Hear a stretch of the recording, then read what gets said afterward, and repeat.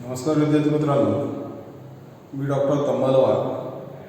आपल्याला financial account विषय आहे.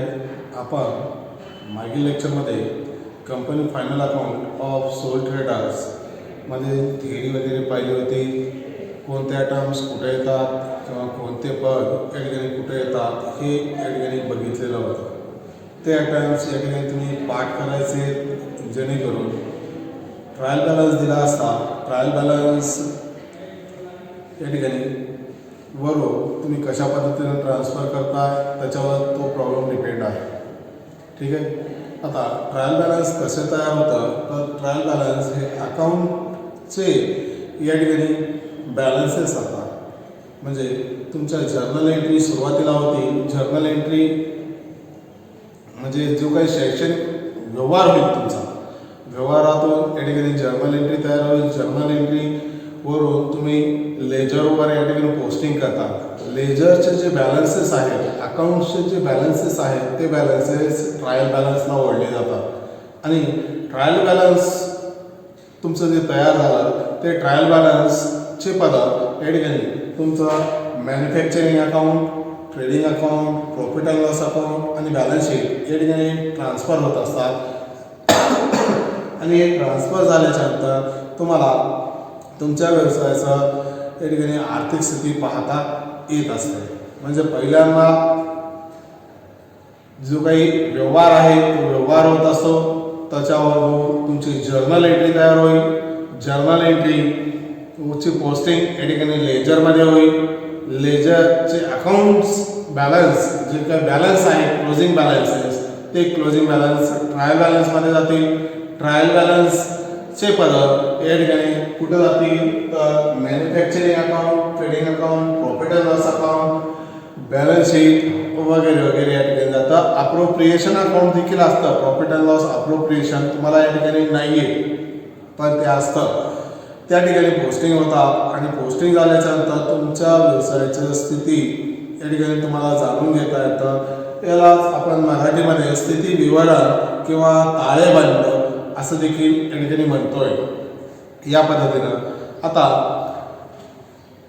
आपण म्हटलं होतं trading account, profit and loss account आणि मॅन्युफॅक्चरिंग अकाउंट हे पूर्ण वर्षाचं असतं, for the year ended.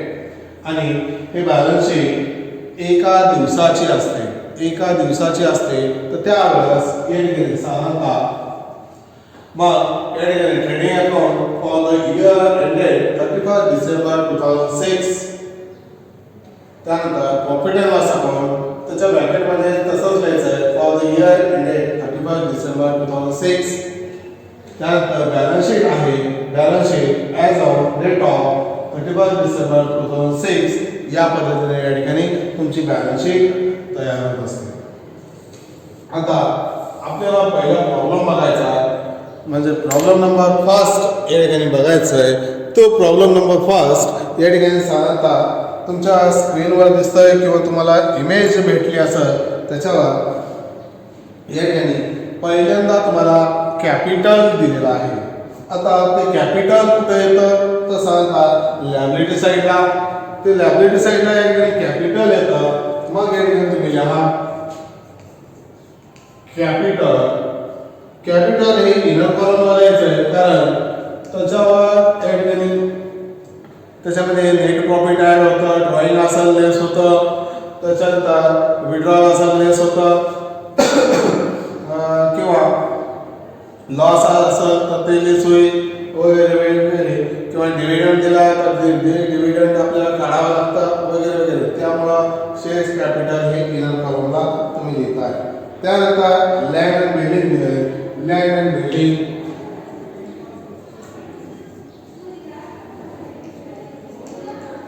Land and building. आता लँड अँड बिल्डिंगवर या ठिकाणी हे सोडवत असताना पहिल्यांदा आपण साधारणतः जे ॲडिशनल इन्फॉर्मेशन आहेत ते ॲडिशनल इन्फॉर्मेशन या ठिकाणी वाचून घ्यायच्या. आणि वाचल्याच्या नंतर कोणता आयटम्स आपल्याला इनर कॉलमला ठेवायचा आहे आणि कोणता आयटम या ठिकाणी आउटरला घेऊन जायचा आहे ते लक्षात येऊ शकतं. मग या ठिकाणी ॲडजस्टमेंट आहे, क्लोजिंग स्टॉकची, प्रिपेड इन्शुरन्स आहे, आउटस्टँडिंग सॅलरी आहे, depreciation on machinery and motor, RDD आकाराचे 10% हे 5 ॲडजस्टमेंट या ठिकाणी आहेत. लँड अँड बिल्डिंगवर कुठलीच नाही. मग 1,74,000 हे 1,74,000 या ठिकाणी ठेवलं जातं. त्यानंतर मशनरी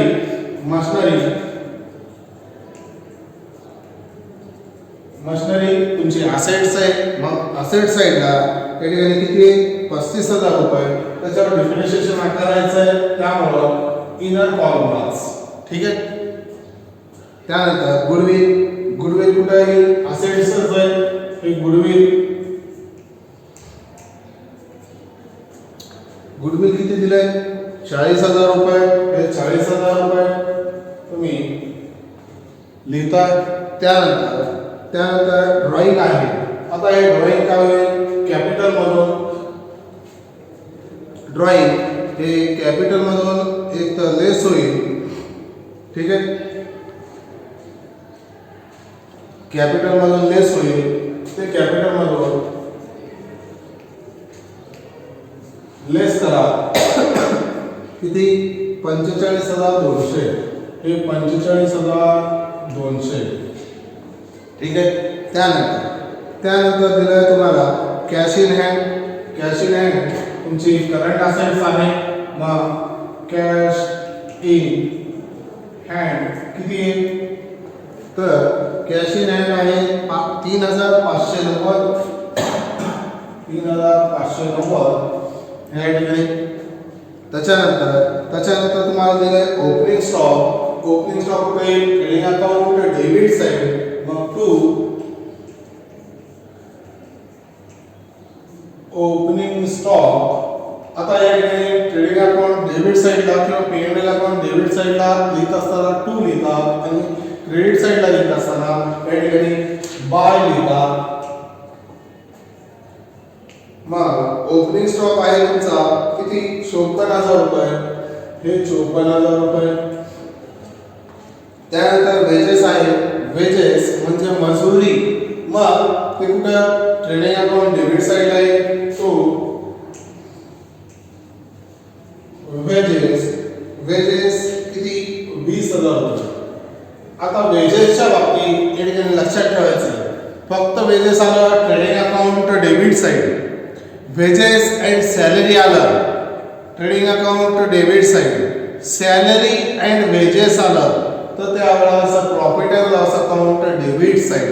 आणि नुसतं सॅलरी आलं तर profit and loss account debit side. लक्षात राहतंय मी काय म्हणतोय? Wages trading account, salary profit and loss account. मग कोणतंही नाव कुठेही राहू द्या, वेजेस अँड सॅलरी असं जर दिलं तर फर्स्ट नाव कुणाचं आहे? वेजेसचं. मग trading account. Salary and wedges असं तर प्रॉफिट अँड लॉस अकाउंट. या पद्धतीनं हे टर्म्स तुम्ही एंट्री करून घ्यायचं आहे. त्याच्यानंतर आहे परचेस.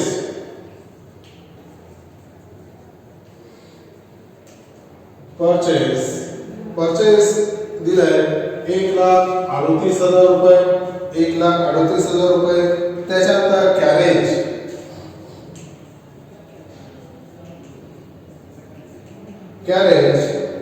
दिलंय 1,200 रुपये. ट्रेडिंग अकाउंट डेबिट साइडला येतं.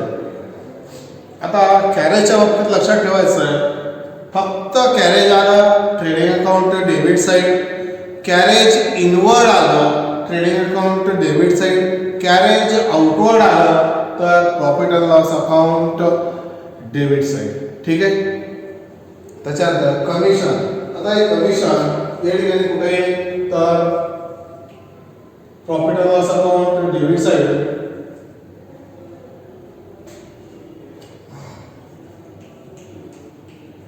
कमिशन किती? 12,000. त्याच्यानंतर आहे इन्शुरन्स प्रीमियम. कुठे येतं? Insurance P&L account debit side.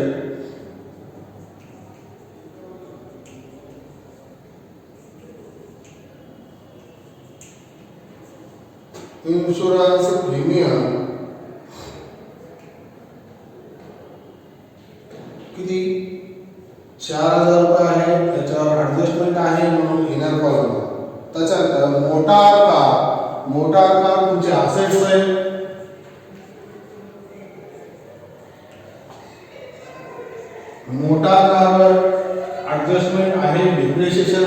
करायचं आहे म्हणून ते इनर कॉलमला 6000.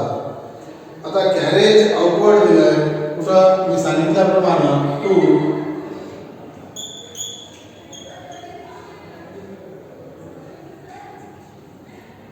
आउटवर्ड. कॅरेज आउटवर्ड दिलंय तर 2800. त्यानंतर दिलंय सॅलरी टू सॅलरी 10,000. त्याच्यानंतर बँक चार्जेस त्याच्यानंतर दिला सेल्स. हे कुठे जाईल ट्रेडिंग अकाउंट क्रेडिट साइड. आता क्रेडिट साइडला येत असताना बाय लिहितात बाय सेल्स. सेल्स आहे 1,68,000. त्याच्यानंतर बँक चार्जेस आहे टू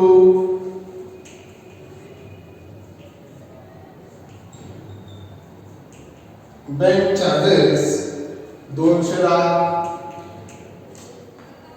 त्याच्यानंतर आरडीडी आहे. ही आरडीडी पीएनएल अकाउंटच्या क्रेडिट साइडला येते किंवा नवीन आरडीडी क्रिएट झाली असेल तर त्याच्यातून या ठिकाणी ती लेस होत असते असं आपल्याला म्हणता येतं. आपण आरडीडी हे क्रेडिट साइडचे आहे क्रेडिट साइडला ठेवू प्रॉब्लेम चुकणार नाही याची गॅरंटी. त्याच्यानंतर डेटर्स आहे. डेटर्स तुमची असेट्स आहे. रुनको त्याला असं म्हणतोय ते डेटर्स असेट्स किती 40,000 रुपये आहे. इनर कॉलमला घेतोय कारण त्याच्या ऍडजस्टमेंट आहे. आणि पुन्हा या ठिकाणी क्रेडिटर्स हे क्रेडिटर्स 15,000 रुपये या ठिकाणी तुम्हाला दिलेले आहे. हे या पद्धतीने तुमचा ट्रायल बॅलन्स आहे. ट्रायल बॅलन्स 5,80,000 रुपयांना या ठिकाणी टॅली होत आहे. ते टॅली होत असतं का या ठिकाणी चेक करायचं जेणेकरून आपला प्रॉब्लेम जर कुठं चुकत असेल काही फरक पडत असेल तर त्यावेळेस ट्रायल बॅलन्स एकदा टोटल मारून बघायचं जेणेकरून ट्रायल बॅलन्स चूक आहे का. फरक पडत असेल तर त्यावेळेस प्रॉब्लेम मध्ये फरक पडू शकतो. ठीक आहे. त्याच्यानंतर ऍडजस्टमेंट दिलंय क्लोजिंग स्टॉक. हे क्लोजिंग स्टॉक बाय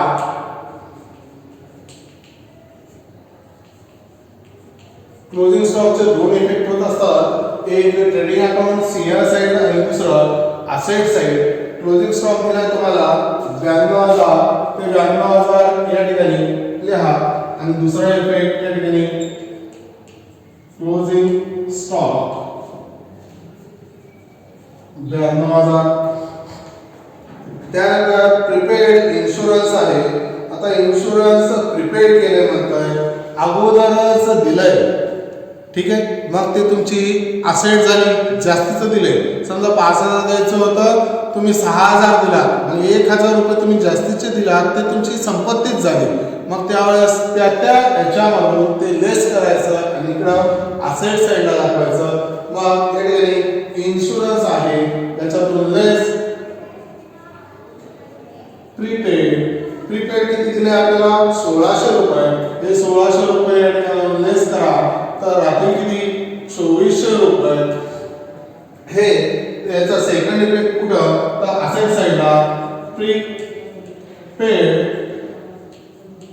इन्शुरन्स किती 1,600 रुपये. ठीक आहे. त्यानंतर आहे आउटस्टँडिंग सॅलरी. सॅलरी आउटस्टँडिंग आहे अदत्त आहे. मग तेवढी द्यायला पाहिजे तुम्हाला. मग त्या आयटम्स मध्ये ऍड होईल आणि ते तुमचा लायबिलिटी साइडला इफेक्ट जाईल कारण ते तुमचं देणं आहे. मग आउटस्टँडिंग सॅलरी. आता या सॅलरी मध्ये आपल्याला ऍड करावं लागतं. एक मिनिट मी थोडंसं हे बँक चार्जेस खाली घेतोय कारण आपल्याला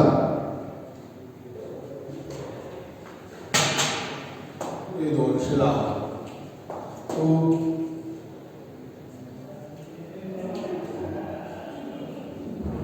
बँक चार्जेस आणि हे 10,000 सॅलरी. आता आउटस्टँडिंग आहे याच्यामध्ये ऍड होईल आउटस्टँडिंग किती 2000 रुपये, हे 2000 रुपये ऍड करा, आउटरला जाईल 12000 रुपये आणि मग या ठिकाणी लायबिलिटीला कारण तुमचे तेवढं देणं आहे आउटस्टँडिंग सॅलरी किती 2000, ठीक आहे या पद्धतीनं. त्यानंतर डिप्रिशिएशन ऑन मशिनरी 10% आणि मोठा आकार 20%. या ठिकाणी डिप्रिशिएशन आहे, डिप्रिशिएशन आपण आकारतोय तर त्यावेळेस ते त्या मशिनरी असेट्स मधून लेस होत असतं. मशिनरीवर किती आहे 10%, 35,000च्या 10% किती 3500, 3500 तर या ठिकाणी 31,500 हे आउटरला जाईल. आणि पुन्हा मोठा आकार डिप्रिशिएशन आहे, हे डिप्रिशिएशन किती तर 20% आहे, 6,000च्या 20% किती तर 1200 रुपये, तर या ठिकाणी 4,800 आउटरला जाईल. मग याचा सेकंड इफेक्ट कुठे येईल तर P&L अकाउंट डेबिट साइडला टू DEP ऑन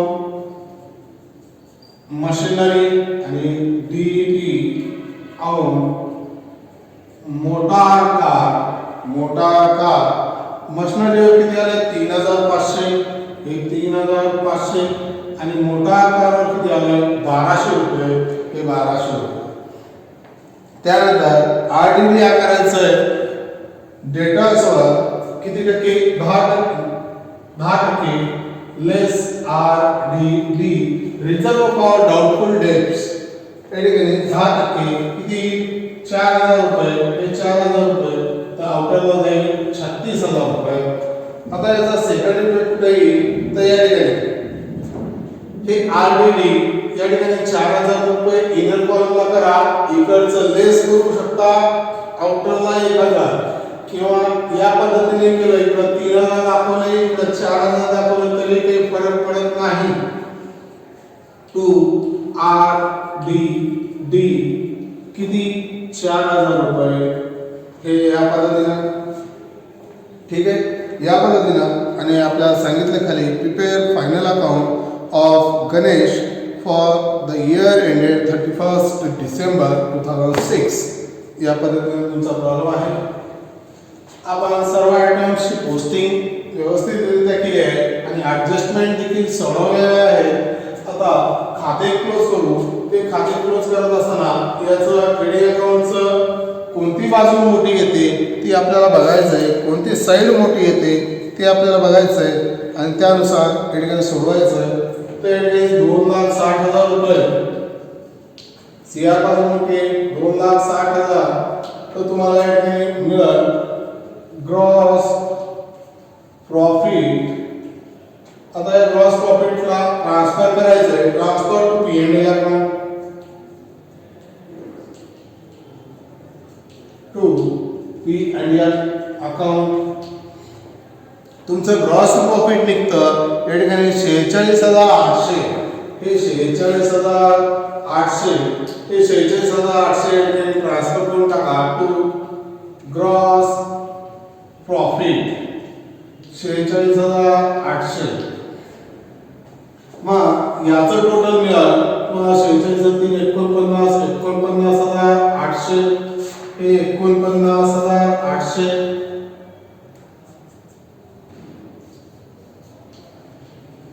आणि तुम्हाला नेट प्रॉफिट मिळतं. मग नेट प्रॉफिट मिळतं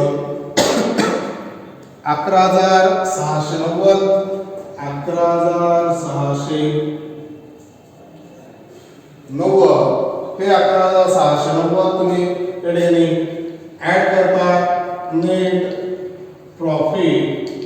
आता या ठिकाणी तुमचं बॅलन्स शीट काढता तर 4,00,000 मधून 45,200 मायनस करा किती निघाल 3,54,800. याच्यावर नेट प्रॉफिट ऍड करा 11,690 आणि आउटर कॉलमला या ठिकाणी 3,66,490 3,66,490 हे तर या ठिकाणी तुमची बॅलन्स शीट टॅली होऊन जाते. ती बॅलन्स शीट टॅली होते 3,83,490, 3,83,490, 3,83,490 या पद्धतीने बॅलन्स शीट टॅली होत असते. ठीक आहे. या पद्धतीने हा प्रॉब्लेम आहे. काही अडचणी असतील तर तुम्ही विचारू शकता, प्रत्यक्षात या ठिकाणी येऊन भेटू शकता किंवा कॉमेंट बॉक्समध्ये क्वेश्चन विचारू शकता. ठीक आहे. धन्यवाद.